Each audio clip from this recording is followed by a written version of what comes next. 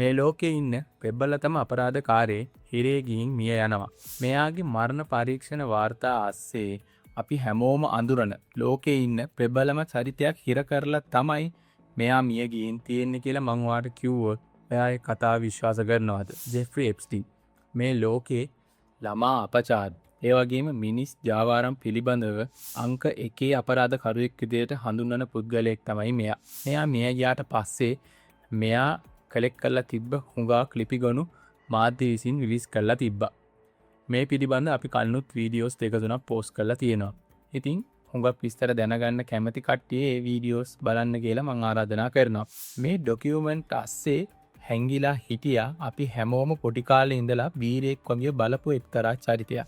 ඒ තමයි bill gates කියලා කියන්නේ. විශ්වාස කරන්න බිල් ගේට්ස් කියන්නේ කම්පියුටරයක් එක්ක වැඩ කරපු නර්ඩ් කෙනෙක් නෙමෙයි. ජෙෆ්රි එප්ස්ටීන් එක ගනුදෙනු කරලා එයාගේ ලොලිටා එක්ස්ප්‍රස් එකේ ගමන් කරලා එහිදී රුසියානු තරුණයන්ව අපයෝජනයට ලක් කරලා ඒ මගින් හැදිච්ච ලිංගික රෝග සුව කරගන්න බැරුව තමන්ගේ බිරිඳගේ කෑම එකට බෙහෙත් එකතු කරපු එක්තරා විකෘති පුද්ගලයෙක් තමයි බිල් ගේට්ස් කියලා කියන්නේ. අද අපි කතා කරන්න යන්නේ මේ හැමෝම අඳුරන වීරයාගේ ඩාර්ක් සයිඩ් එක පිළිබඳව. මෙයා ලෝකෙම ඉඩම් මිලදී අරගෙන මොකද්ද කරන්නේ? ලෝක සෞඛ්‍ය සංවිධානයේ පාලනය තමන්ගේ අතට අරගෙන මෙයා මොකද්ද කරන්නේ? ඒ වගේම මෙයා ඉස්සරහට කරන්න හිතන් ඉන්න දේවල් මොනවද? මෙන්න මේ වගේ හුඟා ප්‍රශ්න සහ මෙයා මේ වෙනකන් කරලා තියෙන දේවල් මොනවද? මෙයා මයික්‍රොසොෆ්ට් එක බිල්ඩ් කරේ කොහොමද? ඒකට මෙයා යූස් කරගත්ත වැරදි ආදර්ශ මොනවද? වැරදි ක්‍රියාමාර්ග මොනවද කියලා තමයි මේ වීඩියෝ එකෙන් අපි සාකච්ඡා කරන්න යන්නේ.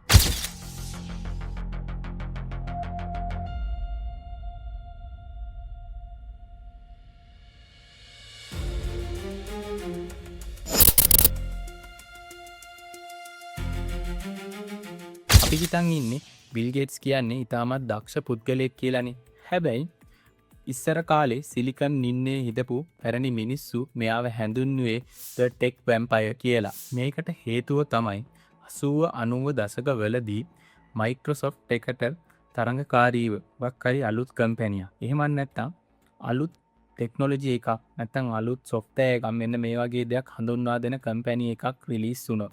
මයික්‍රොසොෆ්ට් එකෙන් කරන්නේ ඒගොල්ලන්ට උදව් කරනවා. නැත්නම් ඒගොල්ලොත් එක්ක ඇග්‍රීමන්ට් එකක් ගහනවා වගේ අන්නේ කම්පැනියත් එක්ක යාළු වෙනවා. ඒගොල්ලන්ම මයික්‍රොසොෆ්ට් එක ඇතුළට අරගන්නවා. ඊට පස්සේ ඒගොල්ලන්ගේ තියෙන ටෙක්නොලොජි එක, ඒගොල්ලන්ගේ තියෙන නොලෙජ් එකේ සියරම අරගෙන ඒ කම්පැනි අයිතිකාරයව පාර්ක් ඇදලා දාලා ඒ කම්පැනිය බංකොලොත් කරලා දානවා. මෙන්න මේ තියරි එකට කියන්නේ embrace, extend and extinguish කියලා. මේ දරුණු ප්‍රතිපත්තිය පාවිච්චි කරලා තමයි බිල් ගේට්ස් එයාගේ හුඟක් තරඟකරුවන්ව බිම හෙලලා මයික්‍රොසොෆ්ට් එක අද මේ තියෙන තත්ත්වයට උස් කරලා ගත්තේ. තව එක උදාහරණයක් අපි බලමු. නෙට්ස්කේප් කියලා වෙබ් බ්‍රවුසර් එකක් ගැන ඔයගොල්ලෝ අහලා තියෙනවද? පරණ කට්ටිය නම් අහලා ඇති. 1998 දී බිල් ගේට්ස් කරනවා එක්තරා වැඩක්. ඒ තමයි මේ නෙට්ස්කේප් කියන කම්පැනි එක වටන්න එයා පාවිච්චි කරනවා එක්තරා නීති විරෝධී ක්‍රියාමාර්ගයක්. මෙයා කියනවා පරිගණක නිෂ්පාදකරුවන්ට ඕගොල්ලෝ නෙට්ස්කේප් කියන මේ සොෆ්ට්වෙයාර් එක පාවිච්චි කරොත් අපි ඕගොල්ලන්ට Windows කියන OS එක දෙන්නේ නැහැ කියලා.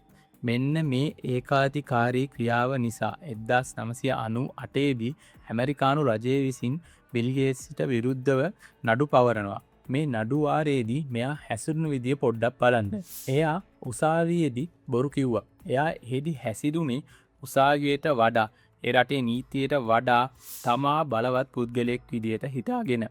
මෙන්න මේ සිදුවීම් වලින් පස්සේ බිල් ගේට්ස් ගැන මිනිසුන් අතර තිබ්බ ප්‍රතිරූපය බිඳිලා කුඩු වෙලා ගියා. මෙයාට මේ ඉමේජ් එක ආයෙ රීබිල්ඩ් කරගන්න ඕනිකමක් තිබ්බා. ඉතින් මේ වෙලාවේ තමයි මෙයාගේ ජීවිතේ ගහන හොඳම මයින්ඩ් ගේම් එක ප්ලේ කරන්න පටන් ගන්නෙ. මෙයාගේ ප්‍රතිරූපය නැවත හදාගන්න මෙයා බිල්ඩ් කරනවා චැරිටි එකක්. 2000 වසරේදී බිල් සහ මෙලින්ඩා ගේට්ස් කියන මේ චැරිටි එක එහෙම නැත්නම් පුණ්‍ය ආයතනය මේගොල්ලෝ පටන් ගන්නවා. ඔයා හිතන්නකෝ බිලියන ප්‍රතියෙක් එයාගේ තියෙන හැම සතේම දන් දෙනවා කියලා කියපු ගමන් මේ කතාව අහන ඕනිම කෙනෙක්ගේ හිත උණු වෙනවනේ. එයා හිතන්නේ මොකද්ද? කොච්චර හොඳ මිනිස්සෙක්ද, සල්ලි වලට ආස නැහැ අනිත් මිනිස්සු දුකින් ඉන්න මිනිස්සුන්ට උදව් කරන්න කැමති මිනිස්සෙක් තමයි මේ ඉන්නේ කියලා මේගොල්ලෝ හිතන්න ගන්නේ. මෙන්න මේ ටික් එක පාවිච්චි කරලා තමයි බිල් ගේට්ස් එයාගේ ඒ කැඩිලා ගිය ප්‍රතිරූපය නැවත හදාගත්තේ. ඊළඟට මෙයා කරේ මොකද්ද?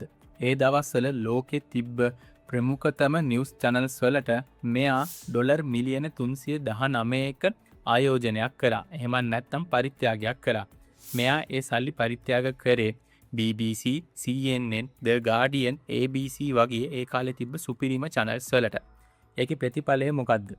ඒගොල්ලෝ බිල් ගේට්ස්ගේ කිසිම වැරද්දක් ඒගොල්ලන්ගේ channel එකේ post කරේ නැහැ. ඒ කියන්නේ බිල් ගේට්ස් පිළිබඳව කිසිම වැරදි ප්‍රවෘත්තියක් ඒගොල්ලන්ගේ channel එකෙන් ඉදිරිපත් කරන්න ඒගොල්ලෝ පෙළඹුණේ නැහැ. ඊළඟට මෙයා philanthro capitalism කියන ක්‍රමය පාවිච්චි කරලා WHO එකේ ප්‍රධාන ආයෝජකයෙක් වෙනවා. WHO එකේ දෙවැනි ලොකුම ආයෝජකයා විදිහට දැන් වෙනකොටත් කටයුතු කරන්නේ බිල් ගේට්ස්. ලෝකේ මිනිසුන්ගේ සෞඛ්‍ය ප්‍රතිපත්ති තීරණය කරන්නේ කිසිම සෞඛ්‍ය දැනුමක් නැති මෙන්න මේ ව්‍යාපාරිකයා. මේ විදිහට මෙයා ගැන ලෝකේ මිනිස්සු අතර තිබ්බ බෑඩ් ඉමේජ් එක මෙයා ගුඩ් ඉමේජ් එකක් බවට පරිවර්තනය කරගන්නවා. මේ අතර කාලයේදී මෙයා මයික්‍රොසොෆ්ට් එකට වැඩට එන අලුත් තරුණියන් සමග අනියම් සමනතා පවත්වලා තියෙනවා. මෙහෙම පවත්වපු එක්තරා සමතාවයකදී ඒ තරුණිය මයික්‍රොසොෆ්ට් කමිටුවට පැමිණිල්ලක් දාලා තියෙනවා බිල් ගේට්ස් එයාව අපයෝජනය කරා කියලා. මෙන්න මේ කේස් එක ගැන 2019 දී මයික්‍රොසොෆ්ට් කමිටුව විසින් එක්තරා නඩුවක් ඒගොල්ලන්ගේ ඇතුලේ ආයතනයේ ඇතුලේ නඩුවාරයක් පවත්වලා තියෙනවා. මේත් එක්ක එයා ඒව සෝෂල් මීඩියා වල පෝස්ට් කරලා තියෙනවා. මෙන්න මීට පස්සේ තමයි පොඩ බිල් ගේට්ස් ගැන එයාගේ ඩාර්ක් සයිඩ් එක ගැන මිනිස්සු දැනගන්න පටන් ගන්නයි. දැන් ඉතින් අපි එමු කතාවේ භයානකම තැනට. මුලදී බිල් ගේට්ස් කිව්වේ ජෙෆ්රි එප්ස්ටයින් එයා හම්බ වුණේ චැරිටි එකේ වැඩ සඳහා ඩොනේෂන් ඉල්ලගන්න විතරයි කියලා. හැබැයි ජෙෆ්රි එප්ස්ටයින්ගේ මරණයෙන් පස්සේ මෙන්න මේ කතාව පට්ටපල් බොරුවක් කියලා හැමෝටම පිළිගන්න සිද්ධ වුණා. 2010 වසරේදී බිල් ගේට්ස්ට හම්බ වෙනවා මිලා ඇන්ටනෝවා කියලා රුසියානු ජාතික බ්‍රිජ් ක්‍රීඩිකාවක්. ඉතින් මෙයාත් එක්ක අනියම් සමතාවයක් පටන් ගන්නවා.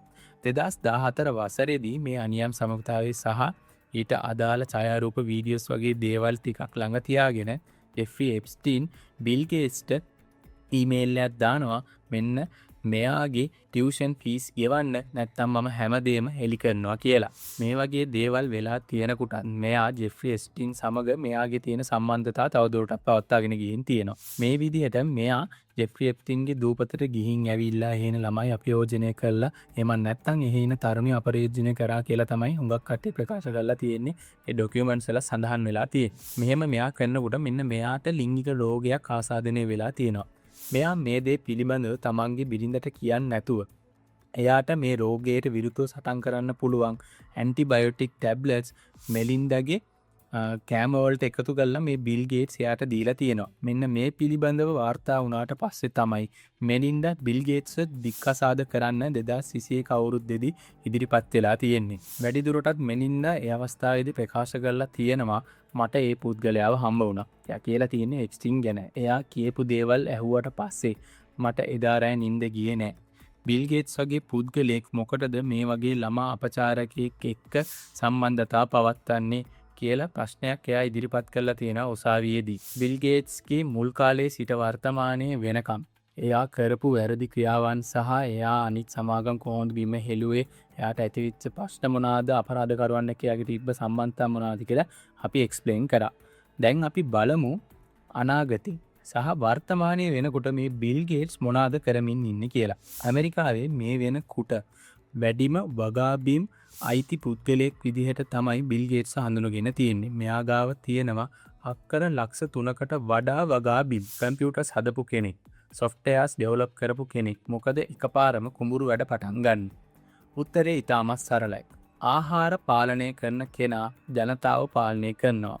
මෙන්න මේ ක්වාට් එක තමයි මේ සිටුේෂන් එකට වඩාත්ම ගැලපෙන්නේ. මේ වෙද්දි බිල් ගේට්ස් පටන් අරගෙන තියෙනවා මෙයාගේ GMO කියන බීජ සහ රසායනික පොහොර වර්ග අප්‍රිකාවේ සහ ඉන්දියාව වගේ රටවල් වල තියෙන ගොවිතැන් වලට පාවිච්චි කරන්න කියලා. ඒ වගේම මෙයා තව කැම්පේන් එකක් කරගෙන යනවා කෘතිම මස්. එමන් නැත්තම් සින්තටික් මීට් ආහාරයට ගන්න මේ මගින් අපිට පරිසරය ආරක්ෂා කරන්න පුළුවන් කියලා. හුඟක් විචාරකයෝ විශේෂයෙන්ම පරිසරවේදීන් පවා කියලා තියෙනවා මෙන්න මෙයා කරන්නේ පරිසරයේ බේරගන්න එක නෙමෙයි. මෙයා කරන්නේ පරිසරයේ බේරගන්න එක මුවාවේ මෙයාගේ තියෙන ප්‍රොඩක්ට් ටික සේල් කරගන්න එක කියලා. හුඟක් කන්ස්පිරසි තියරිස් මෙන්න මේ කතාව වටේ බිල්ඩ් වෙලා තියෙනවා. මේකේ තියෙන ප්‍රධානම දේ තමයි බිල් ගේට්ස්ගේ ඊළඟ ප්ලෑන් එක තමයි ඇමරිකාව යුරෝපය වගේ රටවල් වල මිනිස්සුන්ගේ මීල් ප්ලෑන් එක. එහෙම නැත්නම් ඒගොල්ලන්ගේ කෑම ප්ලේට් එක එයාගේ අතට ගන්න එක කියලා. මෙයා මේ විදිහට මිනිස්සුන්ව සින්තටික් මීට් වලට පුරුදු කරොත් වැඩිපුරම සින්තටික් මීට් සප්ලයි කරන්න පුළුවන් තැනැත්තා විදිහට මේ ලෝකේ දැනටම ඉන්නේ බිල් ගේට්ස්. ඉතින් මෙයා තමයි ඒ ඩිමාන්ඩ් එක ෆුල්ෆිල් කරන්න පුළුවන් එකම සප්ලයර් වෙන්නේ. අද වෙනකොට බිල් ගේට්ස් කියන්නේ කලින් ඉඳපු සුපිරිවීරයා නෙමෙයි. මෙන්න මෙයාගේ සල්ලි බලය පාවිච්චි කරලා මෙයා කරන හැම වැරද්දම වහගන්න පුළුවන් කියලා තමයි හිතන් හිටියේ. ඒ වුණාට මෙයා හිතපුවත් නැති තැනකින් තමයි මෙයා සමාජයට එක්ස්පෝස් වුණේ. ඒ තමයි ජෙෆ්රි එප්ස්ටයින්ගේ ඩොකියුමන්ට් සහ මෙලින්ඩා ගේට්ස්ගේ කඳුළු කතාව. මේ මගින් තමයි මෙයා සමාජයට එකපාරම එක්ස්පෝස් වුණේ. මෙයා නිවුස් චැනල්ස් වලට සල්ලි දුන්නා මෙයා පිළිබඳව කතා කරන්න එපා කියලා. මෙයා ඇමරිකාවේ දේශපාලන පක්ෂ වලට සල්ලි දුන්නා මොන ආණ්ඩුව ආවත් මෙයාගේ වැරදි වලට ඇඟිලි ගන්න බැරි වෙන්නේ. මේ හැමදේම කරලත් මෙයා නොසිතූ තැනකින් තමයි මෙයා පිළිබඳව හැමෝටම එක්ස්පෝස් වුණේ. තාමත් ඔයා හිතන් ඉන්නේ බිල් ගේට්ස් කියන්නේ එක්තරා සුපර් හීරෝ කෙනෙක් කියලා. එහෙම නැත්නම් සල්ලි වෙනුවෙන් ඕනම වැඩක් කරන එක්තරා ව්‍යාපාරිකයෙක් කියලාද? තමන්ගේ පවුල වුණත් පාවා දෙන පහත් මිනිහෙක් කියලාද? බිල් ගේට්ස් ඇත්තටම එප්ස්ටයින් දූපතේ මොනා කරන්න ඇද්ද? මෙයා සමහර ලැබ් ටෙස්ට් එහෙදි කරාද? මේ පිළිබඳ ඔයගොල්ලන්ගේ අදහස පහලින් කමෙන්ට් කරන්න. රිසර්ච් එකක් කරලා data analyze කරලා කරන මේ වගේ අලුත් ඉන්ටරෙස්ටිං වීඩියෝ එකක් එක්ක නැවත අපි ඔයගොල්ලන්ව හමු වෙන්නම්. අපේ channel එක grow කරන්න මේ වීඩියෝස් ඔයාගේ යාළුවන්ට share කරන්න. family එකේ කට්ටියට share කරන්න. ඉතින් අලුත් වීඩියෝ එකකින් හමු වෙනකම් හැමෝම පරිස්සමෙන් ඉන්න.